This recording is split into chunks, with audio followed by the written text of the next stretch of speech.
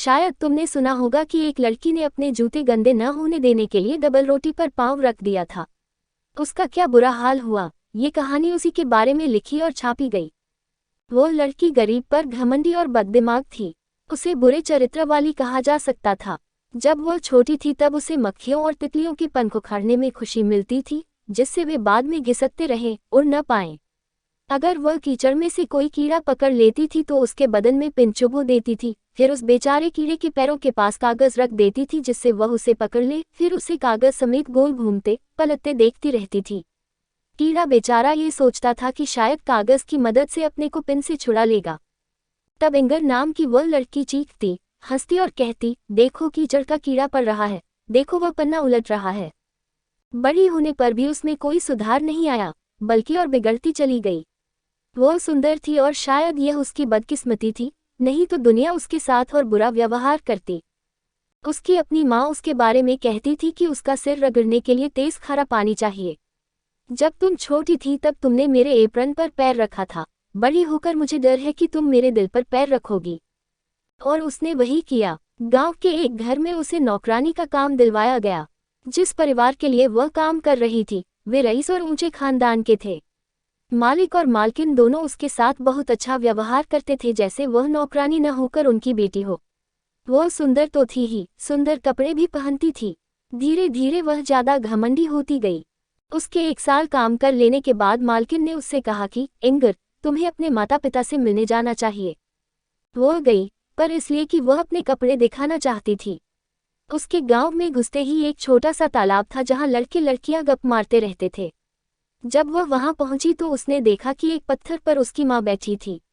वह जंगल से लकड़ी बटोर कर लाई थी। गट्ठर पास में ही रखा था और अब वह आराम कर रही थी।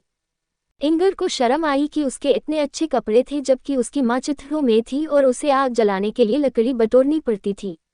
लड़की अफसोस न करके गुस्से से मुड़ी और लौट गई। 6 महीने बीत गए। उसकी मालकिन ने फिर कहा, एक दिन के लिए घर जाकर अपने बूढ़े माता पिता से मिलाओ। ये बड़ी डबल रोटी लेती जाओ, मुझे पूरा विश्वास है कि वे तुम्हें देखकर खुश होंगे। इंगर ने अपने सबसे बढ़िया कपड़े और नए जूते पहने। वह अपनी स्कर्ट थोड़ी सी ऊपर उठाए हुए बहुत ध्यान से कदम रख रही थी कि कहीं उसके कपड़े और जूते खराब ही न हो जाएं। इसका किसी को बुरा नहीं मानना चाहिए, पर जब रास्ता दलदली हो गया और एक जगह पानी भरा दिखा तो बजाय जूते गीले करने के उसने पानी पर डबल रोटी फेंक दी। जैसे ही उसने रोटी पर पैर रखा, वह रोटी नीचे कीचड़ में धंसती गई, उसके साथ ही इंगर और वह गायब हो गए। सतह पर जहां पानी इकट्ठा था वहां सिर्फ कुछ बुलबुले दिखाई दे रहे थे। कहानी ज्यादातर ऐसे सुनाई जाती है, पर लड़की का क्या हुआ? वह कहाँ गायब हो गई? वो दलदल की चुड़ैल के पास पहुंच गई। चुड़ैल बौनों की बुआ थी। बौनों को सब जानते हैं, उनके बारे में कविताएं लिखी गई हैं, उनकी तस्वीरें बनाई गई हैं, पर कीचड़ की चुड़ैल के बारे में ज्यादातर लोगों को बहुत नहीं पता। जब कीचड़ के ऊपर कोहरा छा जाता है तब लोग कहते हैं, देखो दलदल की चुड़ैल शराब बना रही है। इसी शराब की भट्ठी में इंगर डूब गई। वो रहने के लिए अच्छी जगह नहीं है। चुड़ैल की शराब की भट्ठी की तुलना में मैला रखने की हौदी कहीं ज्यादा हल्की और हवादार होती है, पर हर हौदी से आने वाली बू इतनी बुरी होती है कि आदमी को उसका हल्का सा झोंका भी बेहोश कर सकता है। ये इतने पास पास होते हैं कि इनके बीच में से निकला नहीं जा सकता। अगर आप किसी तरह थोड़ी सी जगह में से निकलने की कोशिश भी करोगे तो वह जगह फिसलते सांपों और मेंढकों से भरी होंगी। इंगर इस जगह पहुंच गई। ठंडे सांप और मेढक जब उसके शरीर को छूते तो वह कांप उठती, पर बहुत देर ऐसा नहीं रहा। इंगर को लगा उसका शरीर अकड़ता जा रहा है। आखिर वह एक बुत जैसी अकड़ गई। डबल रोटी अभी भी उसके पांव से चिपकी थी, छूट ही नहीं रही थी। दलदल की चुड़ैल उस दिन घर पर ही थी। शैतान की परदादी शराब खाने के मुआयने के लिए आने वाली थी। वो बहुत पुरानी और द्वेषपूर्ण बुढ़िया है जो जरा भी वक्त खराब नहीं करती। वो जब घर से निकलती है तो कुछ सिलाई का काम साथ ले जाती है। उस दिन वह झूठ की कटाई कर रही थी और साथ ही कुछ गिरे हुए बेकार शब्दों को क्रोशिया कर रही थी। वो परदादी अच्छा सीना, काटना और क्रोशिया करना जानती है। उसने इंगर को देखा और चश्मा निकालकर दोबारा उसे देखा। इस लड़की में गुण है, मैं इसे यहाँ आने की यादगार के तौर पर ले जाऊंगी। यह मेरे परपोते के महल में घुसने वाले कमरे में एक चौकी पर अच्छी रहेगी। चुड़ैल ने शैतान की परदादी को इंगर दे दी और इस तरह वह नरक में पहुंच गई। ज्यादातर आदमी सीधे वहां जाते हैं, पर अगर आप इंगर जैसे होशियार हों तो घूम कर जा सकते हैं। शैतान के घर में घुसने वाला गलियारा कभी न खत्म होने वाला था और उसकी तरफ देखने से चक्कर आने लगते थे। उस बड़े हॉल को सजाने वाली एक इंगर ही नहीं थी, वह जगह ऐसे आकारों से भरी पड़ी थी जो दया के दरवाजे के खुलने का इंतजार कर रहे थे और बड़ी देर से खड़े थे। उनके पैरों के इर्द गिर्द बड़े मोटे मकड़ों के बनाए जाले थे जो बेड़ियों जैसे लग रहे थे और इतने मजबूत थे जैसे तांबे की जंजीर हो। वे 1000 साल तक रह सकते थे। हर बुत में आत्मा थी। शरीर सख्त और जमे हुए थे पर आत्मा बेचैन थी। कंजूस का बुत जानता था कि उसकी चाबी भूल से तिजोरी में लगी रह गई है और वह कुछ नहीं कर सकता। सबकी परेशानियों और यातनाओं के बारे में बताने में बहुत वक्त लग जाएगा। इंगर को लग रहा था कि डबल रोटी से जुड़े पैरों के साथ बुत की तरह खड़ा रहना कितना मुश्किल होगा। वह अपने आप से बोली, पैर साफ रखने की कोशिश में ये होता है। देखो सब कैसे मुझे घूर रहे हैं। ये सच था क्योंकि सब नए आए बुत की तरफ देख रहे थे। उनकी दुष्ट इच्छाएं उनकी आंखों से और उनके भयानक बिना आवाज के होंठों से पता चल रही थी। वो एक डरावना दृश्य था। इंगर ने सोचा, मैं कम से कम देखने में तो अच्छी हूँ। मैं सुंदर हूँ, सुंदर कपड़े पहने हुए हैं। उसने अपनी आंखें घुमाई। उसकी गर्दन इतनी अकड़ी हुई थी कि घुमाए नहीं जा सकती थी। हे भगवान, वह कितनी गंदी हो गई थी। चुड़ैल की शराब की भट्टी में वह जिस गंदगी और फिसलन में पड़ी थी वह उसे भूल गई थी। उसके कपड़े इतने कीचड़ से सने थे कि लग रहा था उसने कीचड़ ही पहनी है। एक सांप उसके बालों में घुसकर गर्दन से लटक रहा था। बड़े बड़े मेढक उसके कपड़ों में से उसकी तरफ झांककर कुत्तों की तरह भौंक रहे थे। सब कुछ बहुत बुरा था, पर उसे इस बात की तसल्ली थी कि बाकी लोग उससे बेहतर नहीं दिख रहे थे। सबसे बुरी बात यह थी कि उसे बहुत जोर की भूख लगी थी। वह अपने ही पैरों के नीचे दबी डबल रोटी का टुकड़ा तोड़ने के लिए झुक भी नहीं सकती थी। उसकी पीठ, बाहें, टांगें सब अकड़ी हुई थीं। वह मानो पत्थर का बुत बन गई थी। सिर्फ उसकी आंखें हिल सकती थीं। आंखें सब तरफ देख सकती थीं, यहाँ तक कि उसके अंदर भी और वहाँ भी कोई अच्छी चीज नहीं थी। फिर मक्खियाँ आ गईं, वे उसके चेहरे पर चढ़ गईं। उसकी आंखों के सामने कभी आगे जा रही थी कभी पीछे। उसने पलक झपकाई जिससे वे डर कर उड़ जाएं, पर वे उड़ ही नहीं सकती थी क्योंकि उनके पंख उखड़े हुए थे।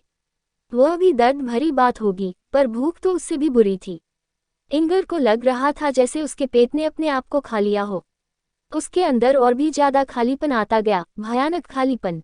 अगर यह ज्यादा देर चला तो मैं सह नहीं पाऊंगी, उसने अपने आप से कहा। पर वह खालीपन रुका नहीं, बढ़ता गया और उसे वह सहना पड़ा। उसके सिर पर एक आंसू गिरा जो उसके चेहरे और छाती से होता हुआ डबल रोटी पर गिर गया। उसके बाद और बहुत से आंसू गिरे। इंगर के लिए कौन रो रहा था?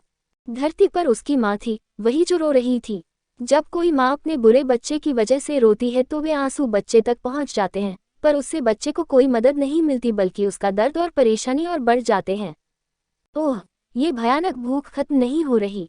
काश वह जिस रोटी पर खड़ी थी उस तक पहुँच पाती। उसे लग रहा था कि उसके अंदर का सब कुछ खा लिया गया है।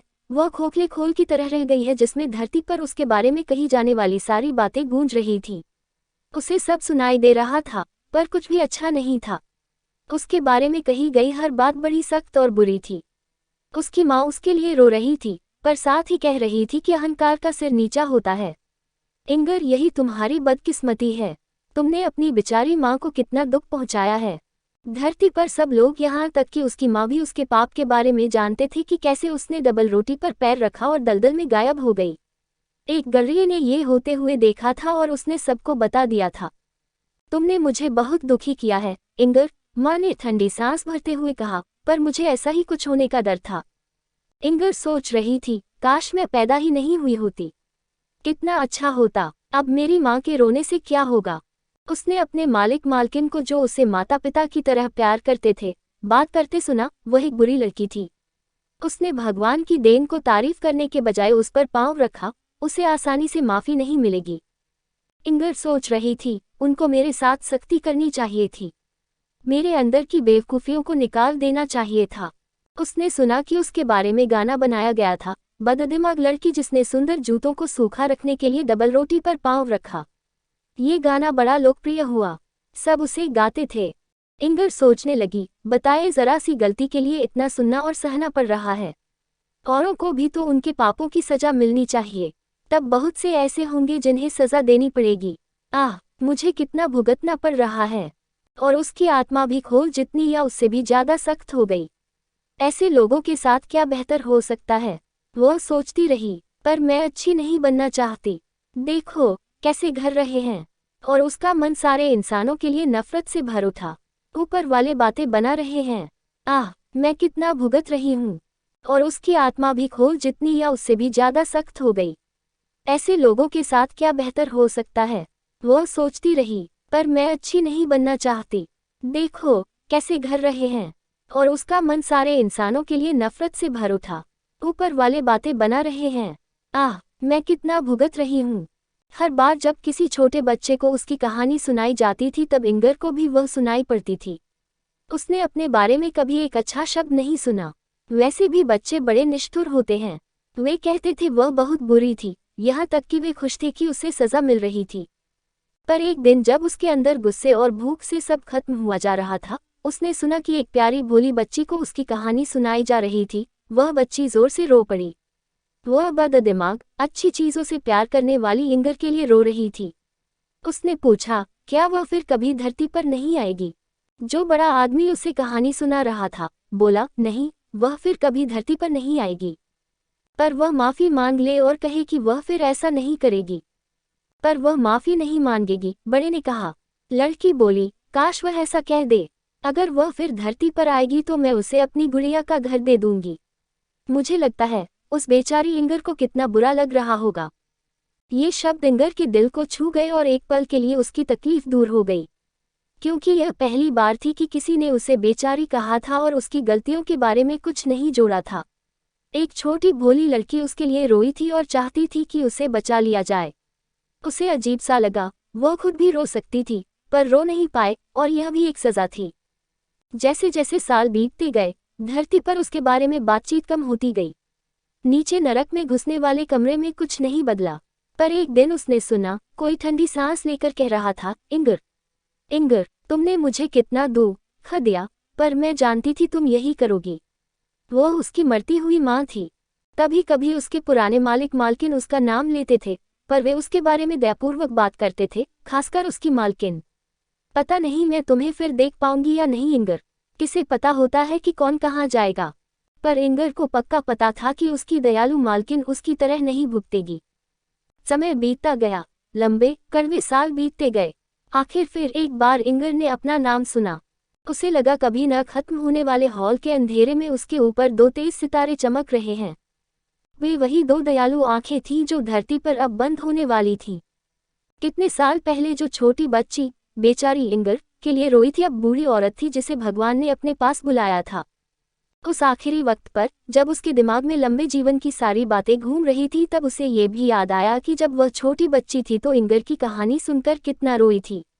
मरने से पल भर पहले उस औरत को वह पहले हुई बात फिर से ऐसे याद आई कि वह जोर से बोल उठी, ओह भगवान, क्या मैंने इंगर की तरह आपके उपहारों पर पैर नहीं रखा और कभी यह समझा भी नहीं कि मैंने ऐसा किया है? क्या मैंने अपने अंदर अहंकार महसूस नहीं किया? पर मुझे तुमने कभी बेसहारा नहीं छोड़ा, अब भी मत छोड़ना। जैसे ही बुढ़िया की आंखें बंद हुईं, उसकी अंदर की आंखें खुल गईं। जो अब तक उससे छिपा था वह अब दिखने लगा। मरते वक्त उसके ख्यालों में इंगर थी, इसलिए अब उसे इंगर का पूरा दुख दिखाई देने लगा। ये देखकर वह फिर से बचपन की तरह फूट फूट कर रोने लगी। उसके आंसू और प्रार्थना शैतान के घर में घुसने वाले हॉल में खड़े इंगर के बुत के खोल में गूंजने लगे। इंगर की दुखी आत्मा ऊपर से बिना उम्मीद के आने वाले इस प्यार से गदगद हो उठी। भगवान की एक दिव्यदूत उसके लिए रो रही थी। उसकी परेशान आत्मा धरती पर बीते अपने जीवन और सारे कामों को याद करने लगी। वह कांप उठी और आंसू बहाने लगी जो इंगर ने कभी नहीं बहाए थे। लड़की अपनी गलती समझ गई और समझते ही जान गई, अब मैं कभी नहीं बच सकती। उसने अभी इतना सोचा भी नहीं था कि स्वर्ग से सूरज की किरण से भी तेज रोशनी उसके ऊपर पड़ने लगी। सूर्य की किरण से बर्फ का आदमी या बच्चे के गर्म मुंह में पड़ी बर्फ जितनी जल्दी पिघलती है उससे भी ज्यादा जल्दी इंगर का बुत पिघला और गायब हो गया।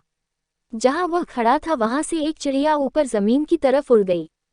डर और शर्म से भरी वह चिड़िया एक गिरती हुई दीवार के छेद के अंधेरे में छिप गई। वह चिड़िया हर जीवित चीज से डर रही थी।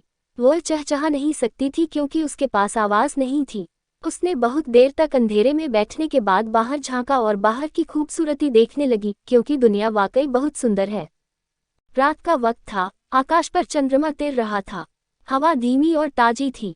चिड़िया पेड़ों और झाड़ियों की खुशबू सग रही थी। उसने अपनी परों वाली पोशाक को देखा और जाना कि वह कितनी सुंदर है, प्रकृति की हर चीज कितने प्यार से बनाई गई है। चिड़िया अपने विचारों को गीतों में बताना चाहती थी। वह बसंत में कोयल की आवाज खुशी खुशी से लेती पर नहीं ले पाई। पर भगवान जो मौन कीड़े का भी अपनी प्रशंसा में गाया गया भजन सुन लेता है, उसने इसको भी सुना और समझा, ठीक वैसे ही जैसे उसने डेविड की कविता को शब्दों और लय में व्यक्त होने से पहले उसके दिल में होते हुए ही समझ लिया था। दिन और हफ्ते बीतते गए। चिड़िया में बिना आवाज के गीत बनते रहे। उन्हें चाहे शब्द या संगीत में अभिव्यक्ति नहीं मिली, पर वे कामों में व्यक्त होते रहे। पतझड़ के बाद सर्दियां आ गईं। क्रिसमस का भोज पास आ रहा था। किसानों ने आंगन में एक ऊंचे बांस पर जई के पौधे का गुच्छा सा बांध दिया ताकि ईसा के जन्मदिन के दिन आकाश में उड़ने वाली चिड़िया भूखी न रह जाएं। क्रिसमस के दिन सुबह जब सूरज निकला तो वह जई के गुच्छे पर चमका और चहकती हुई चिड़िया उसके चारों तरफ उड़ने लगी। उस वक्त वह अकेली चिड़िया, जो अब तक डर के मारे किसी के पास जाने की हिम्मत नहीं कर पाई थी और अब तक दीवार के छेद में छिपी हुई थी, एक शब्द बोल पड़ी, पिप। उसके मन में एक विचार आया। वह अपनी छिपी हुई जगह से निकली और उड़ चली। उसकी कमजोर सी एक पिप एक पूरे खुशी के गाने की तरह थी। जमीन पर तो वह एक चिड़िया थी, पर स्वर्ग में वे जानते थे कि वह कौन सी चिड़िया थी। बहुत तेज सर्दी थी। झीलें बर्फ से ढक गई थीं। जंगल के जानवरों और पक्षियों के लिए मुश्किल वक्त था। खाना मिल नहीं रहा था। बड़ी सड़क पर छोटी चिड़िया उड़ रही थी। सड़क पर जाती सवारियों के निशानों के बीच में उसे जई का एक आध दाना मिल जाता था। जहां यात्री आराम करते थे, वहां कभी कभी उसे डबल रोटी के टुकड़े या चूरा मिल जाता था। वह खुद बहुत कम खाती थी, पर बाकी भूखी चिड़ियों को बुलाती थी ताकि वे खा लें। शहर में वह उस आंगन को ढूंढती जहां किसी दयालु हाथ ने भूखी चिड़ियों के लिए रोटी या नाज के दाने फेंके हों। ऐसी जगह मिलने पर वह एक आध दाना खाकर बाकी उन्हें दे देती थी। सर्दियों भर में छोटी चिड़िया ने डबल रोटी के इतने टुकड़े इकट्ठा किए और बांटे जिनका वजन इंगर की उस डबल रोटी जितना हो गया था जिन पर उसने जूतों को गंदा होने से बचाने के लिए पांव रखा था।